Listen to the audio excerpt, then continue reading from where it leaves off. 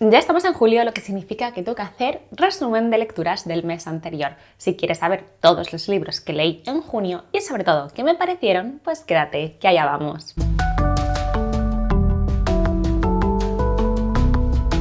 Hola, ¿qué tal? ¿Cómo estás? Espero que muy bien. Yo soy Laura, esto es la Why de Sí y como te contaba, hoy toca resumen de lecturas, así que no voy a hacer una introducción larga porque hay bastantes libritos. Eso sí, aviso, como siempre. Hay dos libros que leí este mes y que me gustaron mucho, que no van a estar en este vídeo porque voy a hacer un vídeo específico, ya lo adelanto, porque voy a hablar de La broma infinita, que la estoy acabando, Principio, medio y fin y Cadáver, que son 3 libros, juntos, por motivos. Así que nada, dentro de poco veréis un vídeo donde os voy a hablar de esos libros que he leído en junio. Y La broma infinita también en julio, pero bueno, iremos. Entonces, cosas. Primero voy a empezar rescatando los libros que leí en mayo y que no os enseñé el grapa porque no los tenía, por lo que fuera. Entonces, bueno, tengo aquí La pequeña floristería en Tokio de Yukihisa Yamamoto, editado por Neko Books, que no lo tenía el mes pasado porque se lo había dejado a mi madre y ya se lo ha acabado. Este es un libro, creo que da totalmente la vibe de uno de estos libros feel good, cozy, libros que puedes leer tranquilamente porque no van a pasar ningún drama, pero me gustó mucho. De hecho, es de los cozy así que he leído hace bastante tiempo que más me ha gustado porque no quiero decir es un pelín diferente, pero un poco sí, me explico. En este caso tenemos una floristería que está en Tokio que va a ser el centro. ¿Qué pasa? Que, bueno, va a haber una historia que continúa durante toda la novela, no tanto pues episodios cortos, ¿no?, de clientes que hay en esta floristería, que es un poco como suelen funcionar las novelas cozy. Tenemos una chica, que la verdad ya no me acuerdo cómo se llama, Kikuko Kimina, vale, que ella, bueno, tiene un trabajo en, voy a decir, una oficina, pero está hasta las narices de, pues, que su jefe la trate mal, de las normas misóginas que están más que aceptadas, de la explotación laboral que sufre y demás. Entonces, bueno, pasa una cosa y entonces lo deja. Y como por casualidades de la vida, justo va a conocer a una chica que trabaja en una floristería. Entonces, decir, oye, pues bueno, vente a trabajar aquí, al menos de tiempo parcial, entonces como que la saca de ahí. Entonces va a ser un poco el cambio de vida de Kikuko, ¿no? A partir de dejar ese trabajo que no le gustaba, empezar en otro sitio que en su cabeza siempre es algo como muy temporal, porque ella lo que se quiere dedicar es al diseño. Y bueno, las cosas que le van pasando ahí con, bueno, una serie de personajes secundarios pero importantes a los que vamos a ir también conociendo. Entonces, ¿por qué me ha gustado mucho? Uno, porque es una novela que se lee pues muy gustosamente, es muy agradable y que a pesar de ser feel good, ¿no? No tiene esta complejidad ni ningún tipo de drama, creo que es un poco más incisiva que otros libros de este estilo en problemáticas sociales actuales importantes y además también muy características de Japón, ¿no? Como os decía, esto de la misoginia absolutamente integrada en todas las estructuras que existen, ¿no?, a nivel social, o las relaciones madre-hija complicadas, o el empezar de cero de nuevo cuando tienes una situación pues a lo mejor económica complicada, que no es tan fácil como bueno, lo dejo y ya veremos, ¿no? Que luego os voy a hablar de un libro que sí va desde ahí. Entonces, me ha gustado mucho.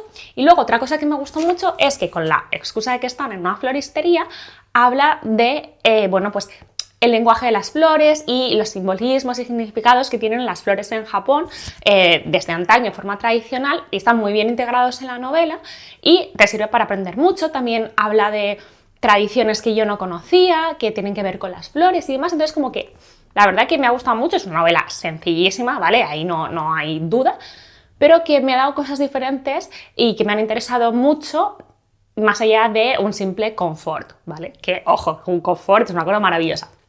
Entonces, bueno, que la verdad lo he disfrutado un montón y os lo recomiendo mucho si buscáis algo así, pues tranquilo para pasar el rato, que os acompañe y muy bonito. La verdad es que me encantó este libro. Vale, algo que no os he dicho es que en junio he hecho un montón de relecturas para clubs de lectura y demás, de libros que leí hace mucho tiempo, que me habían gustado bastante y que, bueno, tampoco tenía tan frescos y demás. Entonces, bueno, he vuelto a leerlos, así que vamos a ya con las relecturas, o algunas de ellas. He vuelto a leer Matar a un ruiseñor de Harper Lee, que es una novela de 1960 y ganó el Pulitzer en el 61. Yo lo había leído hace, y yo creo que igual ya se tenía canal de YouTube, igual no, pues hace 3 o 4 veranos, lo leí por primera vez. Y en ese momento me gustó, pero es verdad que las expectativas me jugaron una mala pasada y también venía de leer El verano que lo derritió todo de Tiffany McDaniel, que es una suerte de retelling. Entonces, bueno, fue como demasiado y no lo supe apreciar, creo, por lo que era. Y esta vez me ha parecido un 10 de libro, o sea, me lo he gozado. Son esas cosas que te demuestran como en los libros que son buenos. Da igual que tú sepas todo, da igual que tú conozcas la historia, da igual que tú sepas lo que va a pasar. Si es bueno, va a ser bueno siempre. No sé, o así lo he sentido yo. Tiene una adaptación muy famosa al cine con Gregory Peck. Yo no la he visto, en el club de lectura me animaron a verla mucho porque tiene que salirme. Un día que me apetezca la veré. Lo que pasa es que ahora tengo como tan vívido como todo como me lo he imaginado yo del libro que no me apetece ver la peli en este momento, pero seguro que volveré a verla.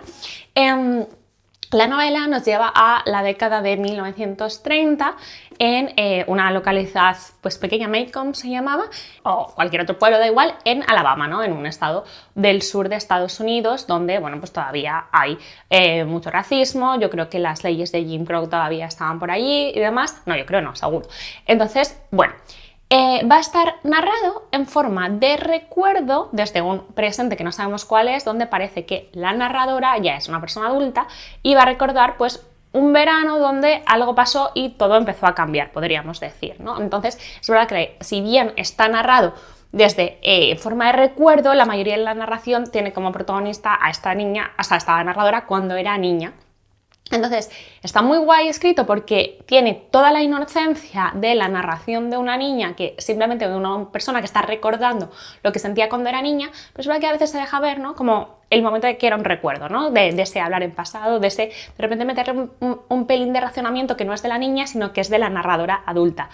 Pero consigue algo que yo creo que es complicadísimo, que es que tú veas muchísimo una niña de verdad, que veas esa inocencia, esos juegos, esas triquiñuelas que cree que está engañando a los adultos, pero en realidad no, y esa cosa de que van a pasar unas cosas muy complejas ese verano, y cómo la niña lo está viendo desde sus ojos y tú como adulto estás leyendo y estás entendiendo otras, ¿vale? Entonces, bueno, desde ahí es que está maravillosamente escrito. Además, es un libro que efectivamente, como tiene una narradora en primera persona, su narración está muy sesgada por su propia experiencia y por sus propios sentimientos, ¿no? Y en este caso, este libro es como una gran oda o una gran carta de amor al padre, ¿no?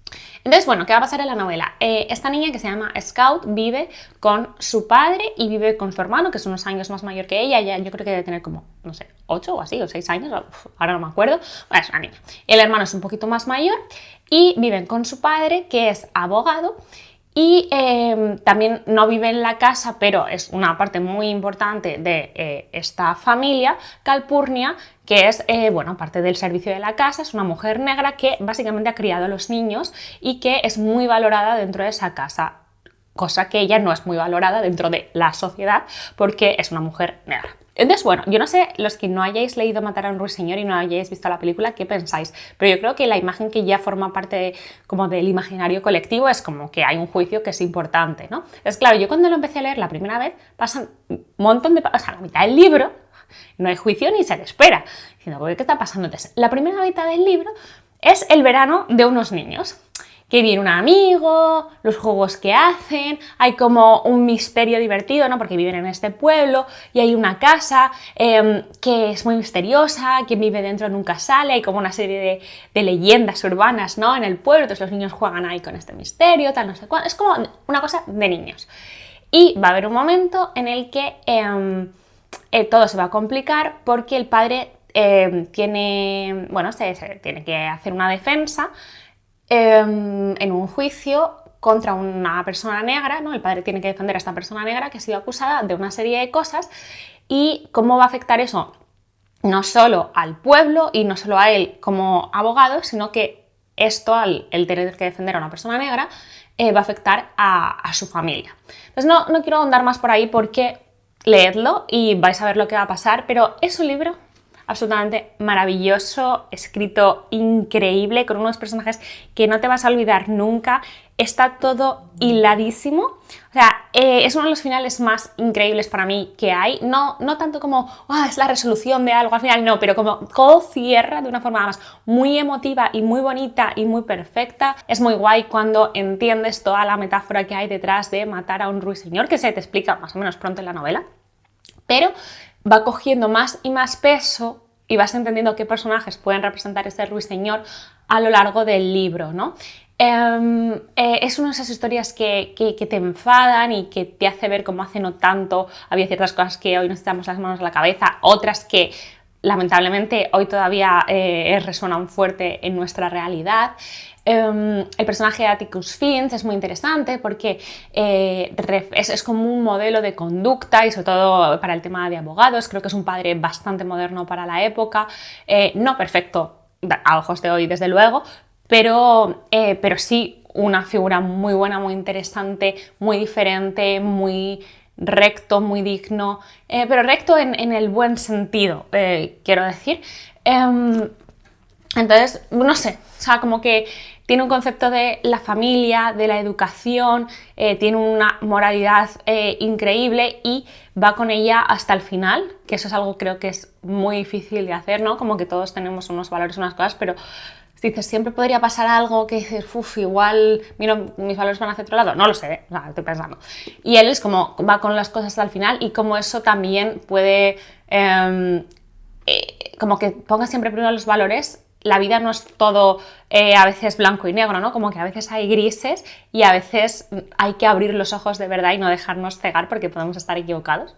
No sé, muy guay, maravilloso, maravilloso libro, leedlo si no lo habéis hecho todavía, joya. La siguiente relectura que hice fue una cuestión personal de Kenzaburo Oe, que es una novela de 1964. Kenzaburo Oe fue un escritor japonés que ganó el premio Nobel y esta es, yo creo, al menos internacionalmente, su obra más conocida. Tiene muchas otras novelas que yo diría que alguna me gusta incluso más que esta, pero bueno, esta es muy, muy poderosa y creo que esta además es muy famosa, o sea, se asocia mucho a él porque, bueno, tiene un componente biográfico, pero no exactamente, vamos a ver. Tiene una inspiración en ciertos hechos que a él le ocurrieron, pero esto no es una novela biográfica como a veces he escuchado, porque no lo es para nada. La cuestión es que Kenzaburo Oe tuvo un hijo que nació con una serie de problemas y tuvo una enfermedad toda su vida, bueno, demás. Y el personaje principal de aquí tiene un hijo, pero que nace con otras cosas que no tienen nada que ver con lo que, bueno, tal. Pero está ahí, ¿no? Como esta idea. Entonces, bueno, este libro no podéis leerlo, o sea, no podéis leerlo, no os va a gustar si eres alguien que necesite empatizar con los personajes, si te gusta que haya como un arco donde pasen cosas grises, pero al final todo sale bien, hay un aprendizaje, hay un algo, si buscas eso, olvídate. Esto es como una exploración del alma humana en su parte más oscura, más analiza un personaje absolutamente sin ningún tipo de filtro, un personaje que está sintiendo un montón de cosas, a un tipo que ya es bastante inmaduro, egoísta y demás, encima te mete dentro de su cabeza en un momento de crisis máxima donde va a estar haciendo cosas, bueno, pues sin pensar y entrando en una suerte de autodestrucción, sin pensar a quién puede estar afectando y demás. Kenzaburo Oe, sus novelas tienen como básicamente dos pilares, ¿no? Unas que hablan de su hijo, ¿no? En cierta manera, o de su vida y su hijo, y a partir de ahí puede ser más ficción o menos ficción, y luego otras que hablan de la guerra y sus consecuencias, y esta está, digamos, como dentro de las de el hijo, pero no deja de tener eso, como este aura, ¿no? Tan decadente e incómoda que tienen todas sus novelas. Además, su escritura no es que sea difícil como tal, pero tiene cierta densidad, ¿vale? No sé, o al menos yo lo siento aquí y además esta novela es como tan incómoda que es como, a veces te cuesta leer, es un punto de no puedo dejar de leer porque quiero saber qué va a pasar con esta persona, o sea, a dónde me quiere llevar con este libro y al mismo tiempo es como, siento muchísimo rechazo hacia todo lo que está pasando y me da a veces como sentimientos extraños porque no me apetece leerla, ¿no? Pero es muy buena, no puedo decir otra cosa. Entonces, tenemos un tipo que se llama Bird, que, bueno, es como su apodo, Y él es, bueno, trabaja como profesor en una academia, creo que es de preparación para la universidad o algo así. Le ha enchufado allí el que es su suegro.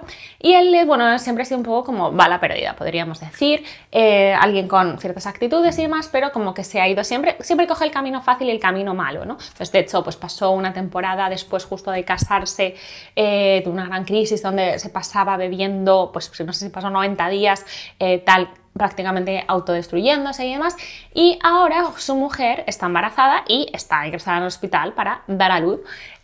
Y entonces, como cualquier cosa que parezca que le lleva a sentarse o a tener una serie de responsabilidades, ¿no? Como puede ser el matrimonio y ahora pues tener un hijo y demás, a él le desencadena pues cosas a las que tampoco quiere enfrentarse realmente mentalmente, ¿no? Como que las huye, ¿no? Las evita.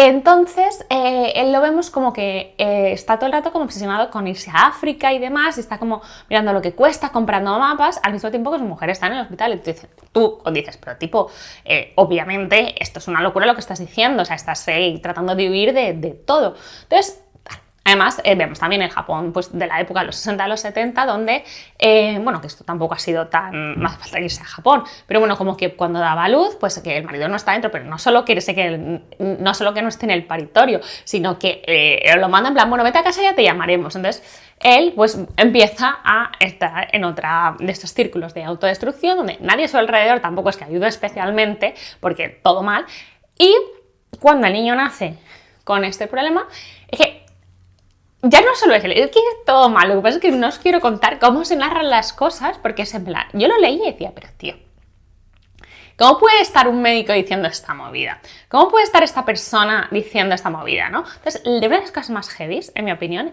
es como a la madre se la ningunea, se le oculta toda la información, bueno, una cosa muy, muy fuerte. Como este tipo, pues va a ver cómo gestiona esto, al mismo tiempo que quiero ir, y al mismo tiempo donde es muy heavy, pero él, una parte de él decía como que el niño se muere y ya está, ¿no? Como que eso le va a liberar de cualquier tipo de problemática. Una de las claves de este libro no es tanto lo que pasa, porque no pasan demasiadas cosas, sino es esta exploración del alma humana en su parte más oscura. Y como eso es un 10, pero es un libro incómodo, yo os lo digo.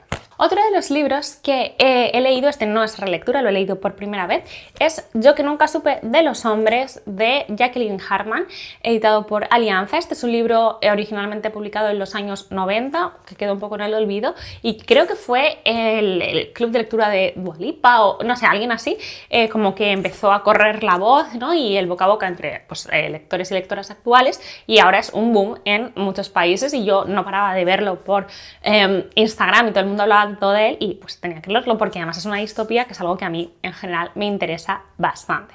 Entonces, la cuestión es que la premisa es que hay 40 mujeres encerradas en un sótano, vigiladas por guardias, que no las dejan tocarse, que no las dejan hablar casi, que no las dejan tal, y nada, ellas viven allí. No sabemos durante cuánto tiempo, y hay una niña que no conoce, obviamente, el mundo de antes. Hay un día en el que pasa algo, los guardias desaparecen, la puerta se abre y ellas van a salir de ahí y a ver qué pasa. Esa es como la premisa y lo que yo sabía antes de empezar el libro, y lo que pone en la sobrecubierta, en la sobrecubierta no me sale, en la parte de atrás del libro, la contraportada. Entonces, bueno, como que yo esperaba una cosa y el libro en realidad luego me dio otra, diferente, y no por ello peor, sino simplemente distinta. Esta narración está contada en retrospectiva, es como el testimonio, como un escrito que deja la narradora, que es esta niña, ¿no? Años después, cuando ya es mayor, está cerca de la muerte, y hace como pues un barrido de su vida, un poco analizando todo, ¿no? Me parece como que es un recurso también muy de distopía, ¿no? Como el escrito, ¿no? Pasa también en el cuento de la criada, o pasa en Las indignas de Agustina Bazterrica y demás. Entonces, bueno, ¿por qué digo que es distinto? Porque, no sé, como que siento que normalmente en las distopías podemos decir muchas cosas, pero no que no pase nada, ¿no? Pasan cosas todo el rato y hay muchos misterios que se van resolviendo, vas entendiendo como el sistema en el que se ambienta la distopía, no sé qué, no sé cuántos. Vale, aquí no. Es una novela donde, en cierta manera, podríamos decir, no pasa prácticamente nada. Pasan cosas, pero es como relativamente intimista y calmada. Es una distopía donde va a haber, una novela donde va a haber muchas cuestiones que no se nos respondan, donde tú vas a tener dudas de qué pasó, esto y lo otro, no sé qué, hay ciertas cosas que tú te vas a preguntar, pero esto me lo va a contar luego, esto me lo va a contar luego. Hay muchas cosas que no te van a contar. En mi opinión, no importa. No importa, tú sabes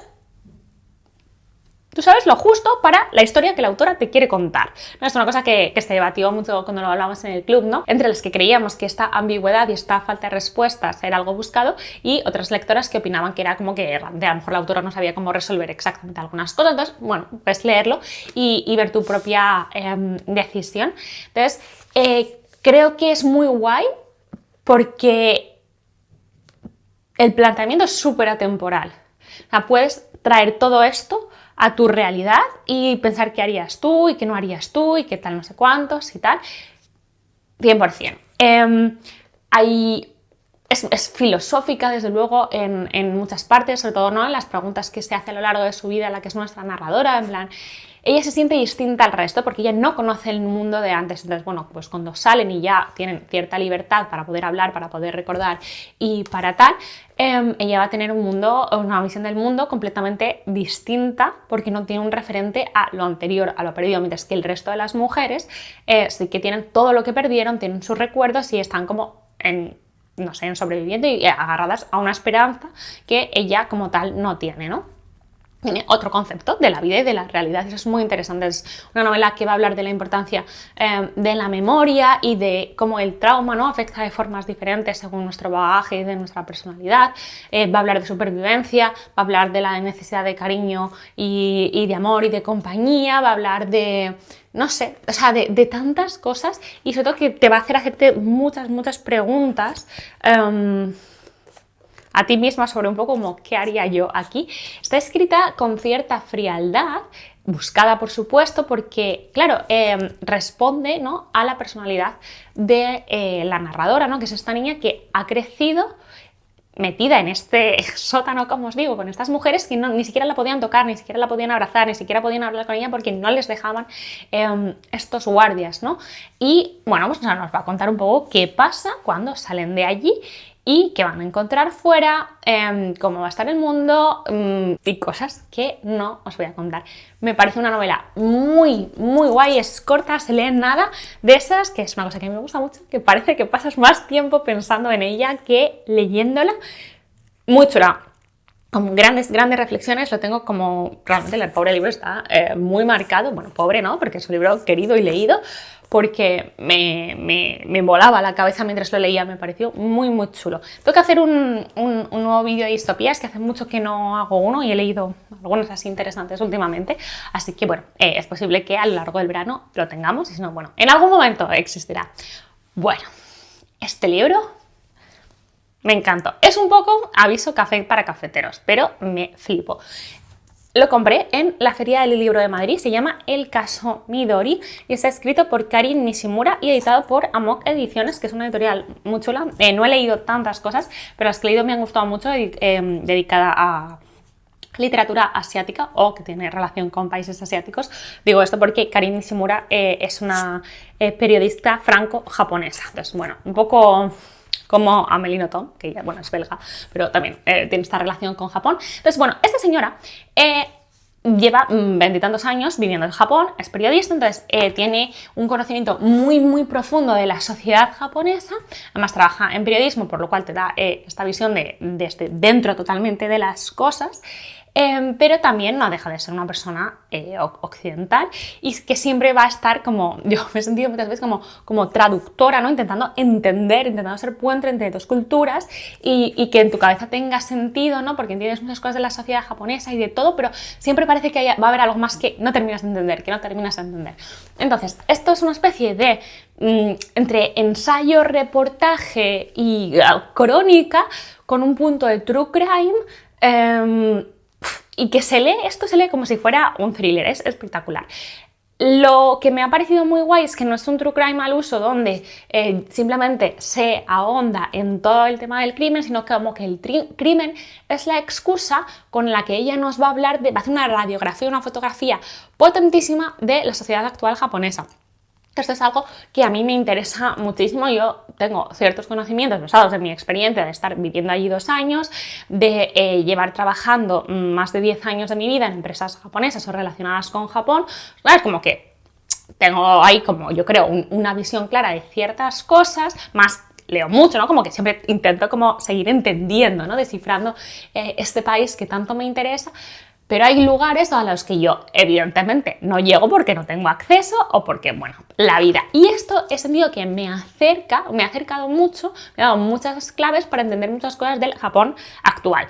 No el tradicional, no el clásico de después de la guerra, no el que yo conocí hace 10 años, no, en plan, lo de ahora, ¿no? Entonces me ha parecido muy, muy guay. Entonces, la cuestión es, todo empieza porque sale en las noticias y ella empieza a cubrir una noticia de una mujer a la que detienen porque, bueno, se encuentra el cadáver de su hija, de su niña pequeña, metida como en una caja casi de arena para gato o algo así. Y bueno, como en cualquier crimen, en cualquier que se hace así un poco notorio en medios, pues salen todas las noticias y demás, y salen casi como los vecinos hablando, en plan, siempre saludaba.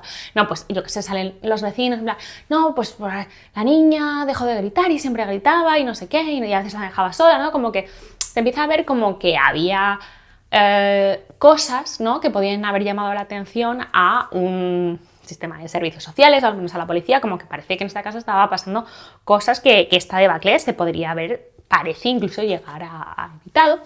Y entonces, bueno, la periodista le llama, bueno, se queda muy intrigada con este caso, pero tiene la sensación de eso, de que los medios y las noticias que lee no van más allá, ¿no? Que ella ve como que no solo es echar la culpa a la madre, que es la asesina, desde luego, pero como que, ¿qué ha llevado a esta persona a hacer esto, ¿no? ¿Quién es? ¿Cuál es su bagaje? ¿Por qué vive aquí? No sé cuántos, porque, bueno, es un barrio bastante precario, un edificio que es casi como de protección oficial, podríamos decir algo parecido, bueno, como una serie de situaciones. Entonces, se va a analizar y ella se va a preocupar por entender a esta mujer, de dónde viene. Entonces esto va a llevar un poco a hablar de otro de los grandes temas que ha sacudido literalmente Japón en los últimos años, que fueron pues, las consecuencias del tsunami de 2011, que vino con todo el desastre nuclear de Fukushima y demás, ¿no? Y como esto es una herida en el Japón actual, que muchas veces Japón no está realmente tratando, está mirando para otro lado como si no pasaran cosas y como si no hubiera consecuencias. Vamos a ver cómo esto se va a ir uniendo. Va a haber plot twists heavies en relación con cosas que se cuentan aquí. Y entonces también luego se nos va a ir hablando del sistema judicial, porque esta mujer va a ir a juicio, evidentemente, y la autora va a cubrir los juicios, va a intentar hablar con la familia de ella, va a intentar entender muchas cosas. Entonces se va a ir hablando de muchísimos melones de la sociedad japonesa, que normalmente, pues, yo qué sé, si vas de viaje, pues algo intuyes, o ¡ay, qué bien funciona esto! Mira qué silencioso el tren, que no sé qué, no sé cuántos, como que lo ves como cosas buenas. Entonces, por ejemplo, la autora habla de la incapacidad de comunicación que hay hoy en día en Japón, cómo se ponen como 1000 fórmulas para que la gente no tenga que hablar. Entonces, claro, pasan esas cosas que luego, pues eso, a lo mejor en la puerta de al lado tú estás oyendo a tus vecinos casi matarse los unos a los otros y tú no hagas nada, ¿no? Que ya no te digo llamar ahí, pero llamar a la policía, llamar a alguien, no sé. Bueno, muy interesante, porque os digo que es que analiza muchísimas problemáticas actuales y muchas situaciones que, vistas desde el punto de vista, desde la clave que nos da la autora, puedes luego ver todo de una forma diferente, todo, yo que sé, cuando si lees literatura japonesa o si ves la noticia o si piensas sobre Japón. No lo sé, me pareció brutal cómo habla todo, como el sistema familiar, como el sistema de culpas, ¿no? Por ejemplo, es que esto es muy fuerte, cuando ella va a juicio, porque está detenida por asesinar a su hija, la madre tiene que salir a las noticias y pedir perdón por lo que ha hecho su hija a la sociedad. La madre que está además en una situación muy complicada ella misma, con fallas del gobierno claramente pasando por el medio. O sea, bueno, de verdad es una cosa súper locas. Y no es que en ningún caso la autora busque para nada defender a la madre asesina, sino que busca comprender ¿no? Y te hace pensar, o a mí me lleva mucho a pensar, ya no solo en este caso, sino en general, como muchas veces nos quedamos en lo superficial, en lo que nos dicen, ¿no? Porque ella analiza eso, como cómo la sociedad está, las noticias que está dando a los medios y cómo la sociedad está viendo, y ella te enseña otra parte que no se está contando, ¿no? Entonces, como que me pareció súper interesante su libro, o sea, me lo leí en el tren en Madrid, Galicia, cuando volvía de la feria del libro, y me quedé volada, y de hecho me lo quiero volver a leer ya, porque creo que lo leí casi en apnea, porque era como, Dios mío, Dios mío, Dios mío, cuántas cosas, cuántos estímulos, qué movida esto. Y ahora creo que necesito como aterrizarlo porque me pareció fundamental y quiero no olvidarme de todo lo que he aprendido en este libro, que os recomiendo mucho si os interesa Japón. Vale, este libro he hablado de él un montón en los blogs, que es el de Carl el mazmorrero, que me lo regaló Anabel. Lo que pasa es que Anabel se ha ido al Celsius y va a firmar este señor, entonces le he dado mi libro, entonces pues no lo tengo aquí, así que habrá una foto aquí nunca sé. Entonces, me he leído Carl el mazmorrero 1, 2 y 3, hay más. ¿Qué pasa? Que el tercero ya no me ha gustado tanto, entonces no sé si no me ha gustado porque no me ha gustado, a veces pasa esto en la vida, o que he leído demasiado seguido estos libros y igual debería estarlos espaciando. Entonces voy a darle una pausa antes de leer el cuarto y el quinto porque me habían gustado mucho los otros y no quiero cargármelos yo si es cosa mía. Este libro está, por supuesto, fuerísima de lo que era mi zona de confort, que ya ni existe la pobre zona de confort, ya no sé lo que es mi zona de confort lectora. Me lo regaló Anabel por mi cumple porque ella creía que me iba a gustar mucho y efectivamente, la verdad que son muy divertidos. También es un poco distopía, ciencia ficción, diría más. Entonces, bueno, tenemos en nuestro mundo normal un señor que se llama Carl, que acaba de romper con su novia y vive con el gato de la novia en la casa. El gato se llama Princesa Donut y es el mejor personaje nunca escrito, lo amo. Entonces, una noche pasa una cosa y están fuera, en crocs casi, y en pijama, buscando al gato que se ha escapado, cuando pasa una movida, es como, voy a decir, vienen los extraterrestres, como quien dice, y toda la gente que estaba en un interior en la Tierra se muere. Y solo sobreviven los que estaban fuera. Y de repente se ven inmersos en una suerte de reality alienígena en el que esta vez pues la Tierra es como el escenario y tienen que ir como pasando por diferentes mazmorras, de ahí el mazmorrero, diferentes niveles, sobreviviendo. Esto es una mezcla de eso, como si fuera un juego de rol con plataformas, con un videojuego, miles de personajes y tal. Entonces, bueno, va a tener que sobrevivir él con Princesa Donut para ver lo que pasa. Entonces, bueno, en realidad voy por el tercero y hasta ahí han sobrevivido, claro, obviamente porque si no habría libros, ¿no? Pero como que las aventuras que les van pasando, como eso, pues van mejorando sus niveles, van consiguiendo nuevas armas, nuevos poderes, nuevos tal, al tiempo que se va explorando un poco eso, la relación entre él, la Princesa Donut y Carl, es un dúo muy genial. Y además luego al final del primero aparece la mascota de la Princesa Donut. Bueno, es que es muy divertido estos libros, ¿vale? Yo no soy nada de este rollo, ¿vale? Quiero decir, como que no conozco nada del mundo rol ni videojuegos, si me sacas de mis Pokémon y el Tetris. Entonces, todo es como bastante nuevo para mí. Entonces, por ejemplo, luego se lo está leyendo Luis y él a lo mejor se ríe en muchas cosas que yo no pillo. O, qué buena, cómo ha creado el no sé qué de los... Y yo, mira, no sé qué es esto, pero ni siquiera es importante. Muy pasapáginas, muy divertidos. Sí, también me parece que son muy ligeros de leer. Y yo me leí el primero, que me lo regaló Anabel, y el segundo y el tercero los he escuchado en audiolibros porque me dijo Anabel, están en audiolibros, yo los estoy escuchando, está guay. Entonces la verdad que esos los he escuchado y me gustan mucho, o sea, me parecen perfectos para desconectar, ¿no? Y últimamente eso, que como ya os he contado que estoy leyendo La Divina Comedia y estoy leyendo La Broma Infinita, cuando no estoy leyendo esos libros necesito cosas que sean un poco ligeritas, ¿no? Entonces esto me lo está dando todo. ¿Qué pasa? Que el tercero, es verdad que como que creo que el piso en el que está en esa mazmorra me es más complicada, tiene que ver con un montón de trenes y como que el mapa me costaba. ¿Ves? Vale. Y que hay muchos personajes, ¿eh? O sea, os aviso, no quita, o sea, no, nunca difícil, pero además tienen como nombres extraños y a mí a veces me cuesta. Pero igual es cosa mía. Muy divertidos. Si os llama la atención este tipo de libros, os lo recomiendo, creo que son súper ventas, yo los veo en todas partes desde que los empecé a leer, desde que sé que existen, vaya, y me parecen guays, es lo que tengo que decir y sí que los recomiendo. Vale, otra relectura. he vuelto a leer Mi año de descanso y relajación de Ottessa Moshfegh, editado por Alfaguara. Creo que ahora también está en de bolsillo. Yo lo leí por primera vez en 2020 en la pandemia. ¿Qué libro para leer en la pandemia? La verdad, no recomiendo la experiencia. Me encantó.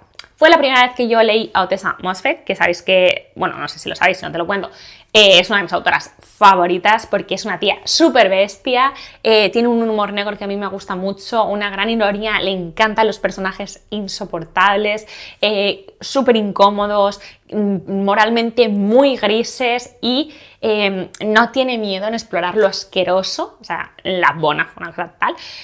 Entonces, este fue el primer libro que yo leí y me flipó. En la relectura me quedé un poco como así el otro día cuando lo acababa de leer, en plan, no sé si me ha gustado tanto, porque ya no tenía el factor sorpresa. Pero luego, con el paso de los días, cuando estaba pensando y preparando el club de lectura, es como, vale, sí, me ha vuelto a encantar. Esto es muy, muy guay.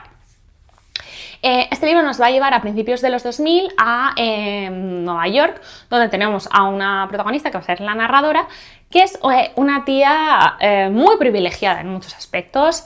Tiene dinero, es muy guapa, tiene trabajo, tiene la vida resuelta, es inteligente, trabaja en una galería de arte y tal, pero ella está mal y quiere dormir un año entero. Entonces su plan es tomarse un montón de pastillas que se va a ir consiguiendo de sus terapeutas y demás, porque ella cree que si consigue hibernar, como quien dice, un año, cuando se despierte va a estar bien. Esa es la premisa. Entonces, bueno, aquí se ocultan evidentemente muchas cosas que vamos a ir viendo, ¿no?, a lo largo del libro. Entonces, es interesante y muchas de las críticas que vienen del libro como, pobre niña rica, claro, esta tía privilegiada haciendo eso. Creo que Ottessa busca esa molestia tan clara, ¿no? Porque habla del privilegio, pero también habla del vacío existencial y del duelo no resuelto y del no saber relacionarse y de muchísimas cosas a través de un personaje muy insoportable. Entonces es muy potente. Además, el reflejo que hace, ¿no?, de esa sociedad de principios de los 2000 es brutal porque ya no estamos ahí, pero todos lo recordamos y hay cosas que siguen muy presentes, ¿no? Es como el inicio de muchas cosas, como que creo que si ves Sexo en Nueva York y lees este libro es como dos visiones absolutamente paralelas y opuestas, o sea, opuestas pero paralelas en el tiempo de una serie de cómo se planteaban sobre todo, bueno, el ser mujer, ¿no? Además, ella está súper sola en la vida, no me extraña con lo que ella es, también os digo, pero ella tiene una amiga que se llama Reba, que nos va a hablar de muchas otras problemáticas. Es una amiga que las llaman amigas porque ellas lo dicen, porque no se soportan. Una no la soporta y la otra la tiene un montón de envidia, que también habla de muchas cosas este libro. Habla de clase, habla de alcoholismo, habla de relaciones absolutamente deshumanizadas, de las amistades corrompidas, habla de la relación con tu propio cuerpo, es que habla de todo. Es muy, muy brutal este libro, es muy incómodo y nada, es que tampoco quiero adelantaros demasiado. Es esta idea, un personaje insoportable, muy privilegiado, decide dormir un año. ¿Y qué va a pasar, no? ¿Qué hay detrás de todo esto? ¿Qué conclusiones sacas tú? Leedlo, pensadlo, es muy guay, creo que ya se ha hablado un montón de este libro, a mí me flipa, me revuelve, me incomoda, me enfada, me parece brillante al mismo tiempo, muy top. Vale, leí un libro de la biblioteca y no lo tengo ya aquí, intentaré poner algunas fotos, que se llama Lo sabes aunque no te lo he dicho, aunque no te lo haya dicho o algo así, el libro que ha ganado el Premio Nacional de Cómic de 2025, o sea, el último que ha habido, y es muy guay. A mí me gustó mucho. Unas viñetas llenas de colores, con unos dibujos muy llamativos que te mueven, sí, un poco como Ottessa, que te incomodan. Y es una suerte de historias conectadas, no es una novela de principio, nudo y desenlace para nada. Son como si fueran viñetas sueltas que te hablan de diferentes cosas de la vida actual, pero ella consigue hilarlas, ¿no?, para que haya pues esas historias interconectadas, que unas se den la mano con las otras y se va creando como pues un hilo, ¿no?, que une todo.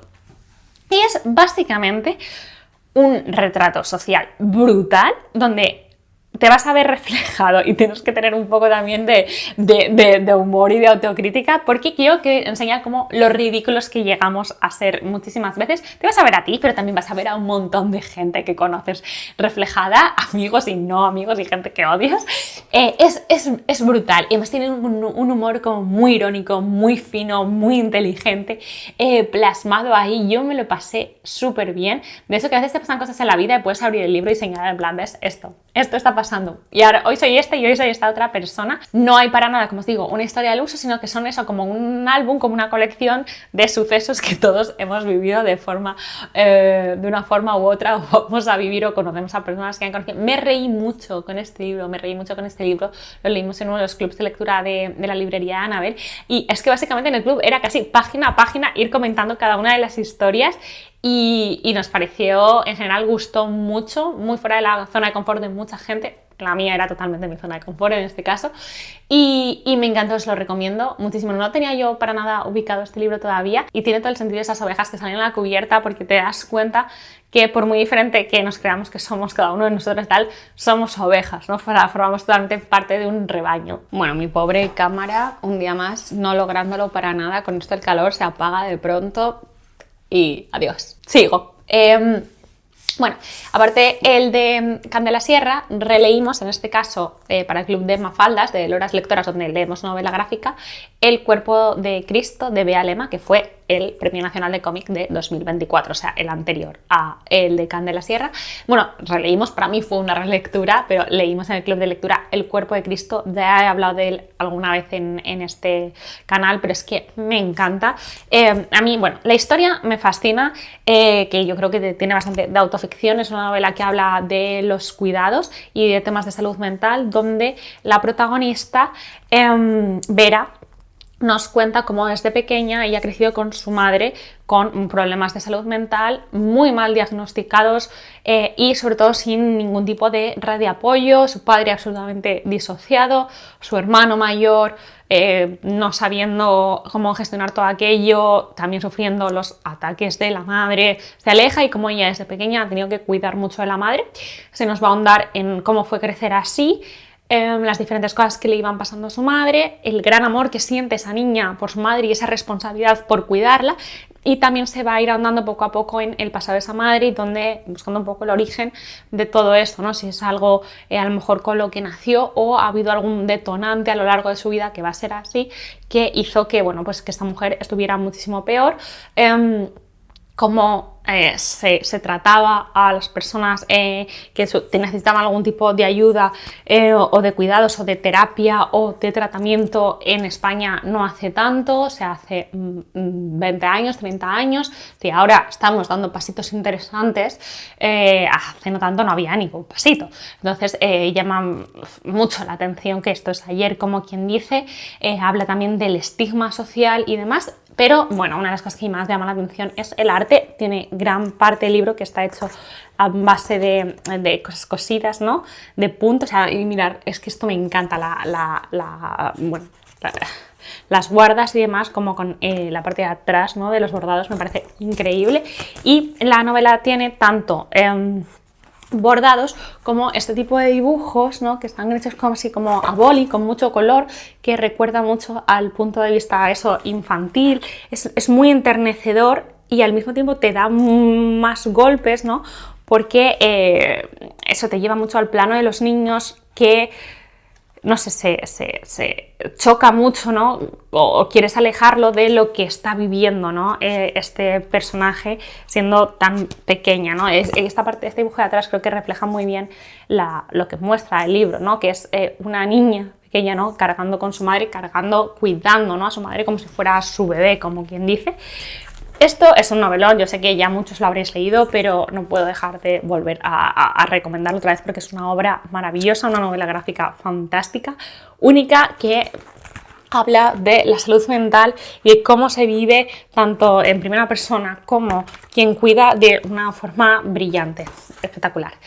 Y el último libro del que quiero hablaros, creo, en el vídeo de hoy es este, Punto de araña, de Nerea Pallares, editado por Libros del Asteroide, que también es uno de los libros que se está hablando muchísimo este año. Tenía muchas ganas de leerlo. Tiene toques de crítica social, con realismo mágico, con una puesta en valor al trabajo de las mujeres, especialmente en este caso que se ambienta en un pueblo gallego, en Camariñas, donde es muy famoso el trabajo de las palilleiras y el tema de encaje de bolillos y demás, ¿no? Eso es un pueblo pequeño, un pueblo marinero.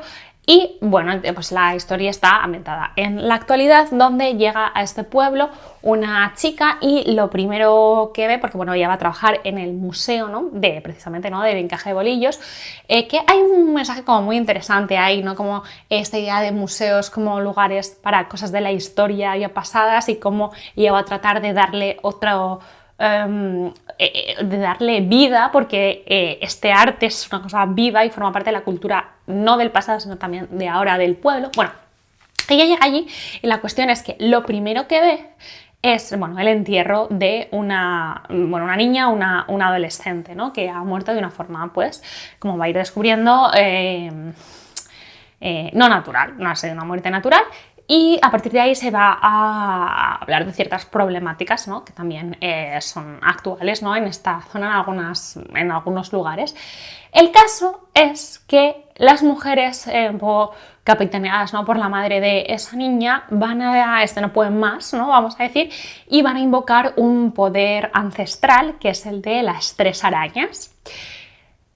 Y ese poder ancestral, ¿no? Que es como la parte de realismo mágico, pues va a venir al pueblo y van a pasar cosas. Entonces, bueno, no os puedo adelantar más. Es una novela coral donde vamos a conocer a muchos personajes, tampoco en exceso los vamos a conocer, pero bueno, sí lo suficiente para que sepamos quién es quién, porque es una novela corta. Y bueno, y vamos a ver lo que pasa, ¿no? Y vamos a ver cómo el poder real, ¿no? Que tienen las cosas pequeñas a las que a veces no les damos la importancia que tienen, ¿no? De hecho, la autora en entrevistas cuenta que este libro surge un poco de la pregunta de qué pasaría si todas las mujeres pararan, ¿no? De hacer las cosas que hacen. ¿Podría el mundo seguir funcionando? Entonces, bueno, esta es como la premisa, ¿no? De donde surge la novela y como la autora lo va desarrollando. Me gusta mucho todo el papel que tiene el tejer y el bordar y esta idea del punto y de lo tradicional dentro de la novela, no solo en el título que ya está presente y la parte de que muchas de las protagonistas se dedican a esto, sino como tiene también un papel metafórico muy importante dentro del libro y un papel mágico también muy importante. ¿Qué pasa? ¿Me ha gustado? Sí, me gusta el mensaje. Y me gusta la oda, ¿no? Que hace el trabajo de estas mujeres y de las mujeres en general, que tantas veces ha estado denostado y en un segundo plano. Me pareció que al final pasaba todo demasiado rápido.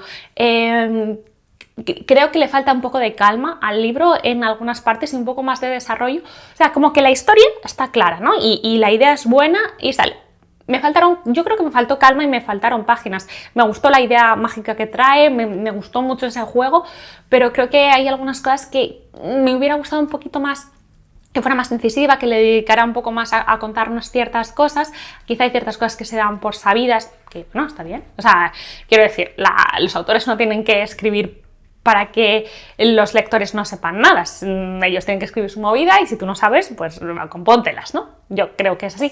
Pero me faltó un poquito más. O sea, no puedo decir que no me haya gustado, porque la verdad que me gustó, se lee en nada.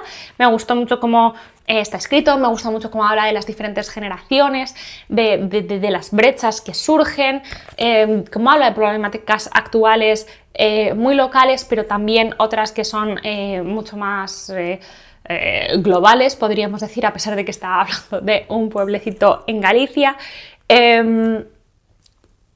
Sí me gustó y sí lo recomiendo, pero como que me hacía pedirle algo más el libro, no sé cómo deciros, pero bien, sí que lo recomiendo. Tengo club de este libro la semana que viene, tengo muchas ganas de comentar porque tiene muchas cosas comentables con las chicas. Si os gustan los libros con realismo mágico, este quizás os llame la atención. A mí sí, me ha gustado mucho, lo suficiente para seguir leyendo a la autora, pero tampoco para deciros, wow, este libro me ha flipado, me ha cambiado la vida, leerlo todo el mundo, ¿no? Es como, bueno, se ha leído fácil, me dejó con ganas de más, pero suficiente va a soportar un club bien, ¿no? Te da que pensar, está bien escrito, está bien cerrado, a gustos, pero para mí es verdad que necesito más páginas, yo creo, en la parte final. no había que tener miedo al éxito por ese lado. Y nada, estos son los libros de los que te quería hablar hoy en este vídeo. Son la mayoría de los libros que leí en junio. Espero que alguno de ellos te haya llamado la atención. Si has leído alguno de ellos y te apetece contarme tus impresiones en comentarios para que no sé, pues los comentemos un poquito más a fondo por ahí, pues genial. Yo os leo siempre todos los comentarios. Si queréis recomendarme algún libro, pues también estaré muy atenta. Sabéis que siempre os dejo en la caja de descripción en los enlaces a mis clubes de lectura y demás, por si os apetece que leamos juntos y juntas. Y nada, espero que tengas un muy buen verano o que estés teniendo un muy buen invierno si me ves desde el otro hemisferio, que sé que hay mucha gente que me ve desde ahí, que me parece muy fuerte. Y nada, muchísimas gracias por ver este vídeo hasta el final. Espero de verdad que te haya gustado. Nos vemos en el próximo y esto parece ser lo que contiene el vídeo.